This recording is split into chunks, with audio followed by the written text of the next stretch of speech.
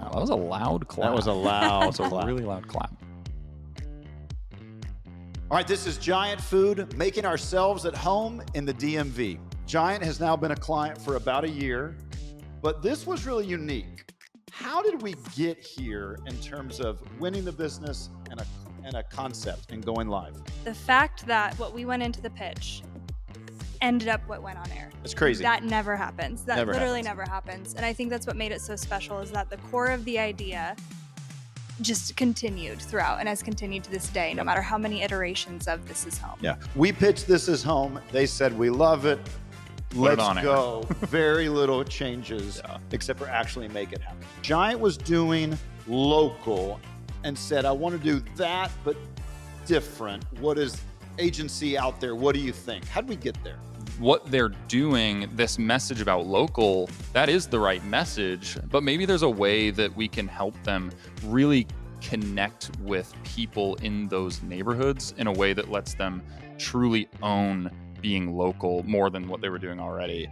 I mean, we talked about 165 stores that Giant has, and I think one of our breakthrough moments, and whichever of the brainstorm meetings it was those aren't just 165 stores. Those are 165 unique neighborhoods that Giant can connect with. And Giant's one of the only grocery stores, the only grocery store in the DMV that has been there for as long as they have. Can authentically say that as a brand. And so we said, maybe what you're doing is right, but let's plant that flag deeper, if you will. De-age the brand. That was a big thing you took on. What did that mean? What's de-age the brand mean? Giant, they've been around for over 80 years, but it's not your grandma's grocery store. This grocery store has grown with these communities, and that's what's exciting about it, is that if your grandparents went, your grandkids are still going, and they're growing up and raising their kids there. When you think grocery store, you don't think spoken word poetry and big bands and crazy scrapbook details. I remember in the pitch, you talked about why you picked scrapbook. Because it was deeper. It wasn't just a graphic design idea. Why did you like the idea of scrapbooking? Scrapbooks, people collect their memories. There's a reason that, we don't just have experiences and then not take photos. Like, give me a break, we're taking 9,000. But also what's a bummer in the digital age and where we live now is, like, sometimes you do that and then it's ephemeral. It just goes away. Hey Siri, define ephemeral. Oh, you're calling someone. I was over here just like, no, I gotta look it up. Ephemeral. Ephemeral. I'm supposed to have I'm supposed to be a writer. Fleeting. Scrapbooks have still maintained kind of this art form test of time because it's a way of stopping and savoring a moment, collecting it all together, and then you're opening things and you're seeing things that you love. And so Giant is a collection and a representation of the communities that they love. And I was going to ask, it sounds like you must have a scrapbook or two at home. That's a great question. I feel like you have some scrapbooks. I want to start with how many individual scrapbooks do you have? Almost an alarmingly large craft project at this point in my life. It was very ephemeral to me. That was super ephemeral. Yeah. Let's talk about spoken word poetry. That's not the strategy. Sometimes people think that's the strategy.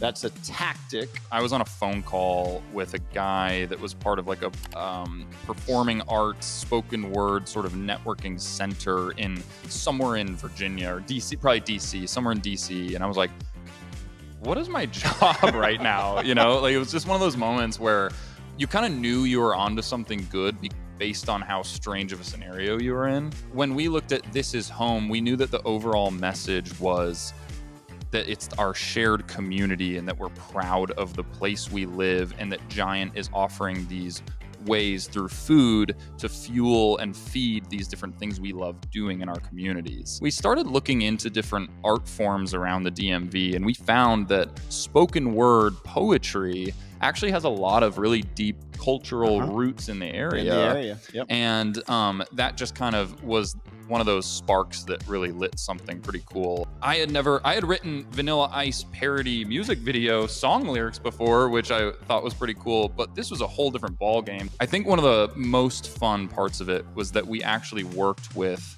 local, authentic spoken word artists that we led a search and found in the area Cookie Bee. Cookie Bee. Cookie Bee. Yeah. What a name. I wish my name was like Sammy. Happiest, most joyful person. Oh my always gosh. dressed Ray of in sunshine. ray It of looks like sunshine. Always dressed in yellow. She literally, every piece of her wardrobe has yellow, black, or bees. Roscoe Burnham, he was a super talented individual. Tatiana. Tatiana Figueroa Ramirez, I believe was her last name. Who then had a baby. Who had a baby while... Like one day before the shoot. And she was like, hey, I'm really sorry. I don't think I'll be able to make it, but I'll try my best. Well, because Girl, we you're in No, it's labor. okay. Go take care of your baby. Well, we'll because be all right. and we reached out for year 2, and she was like, oh, I'm actually having a baby. And we're like, we started doing the math, and we're like, wait, you were pregnant probably on pregnant set. on set. Yeah. It was crazy fun. It was something we had never done. Yeah. We started really opening the door into this network of spoken word poetry and artists around the area, and made a lot of really great connections and relationships with those people. Okay, so how does an ad agency from Phoenix understand quickly what living in DC, Virginia, Maryland is like?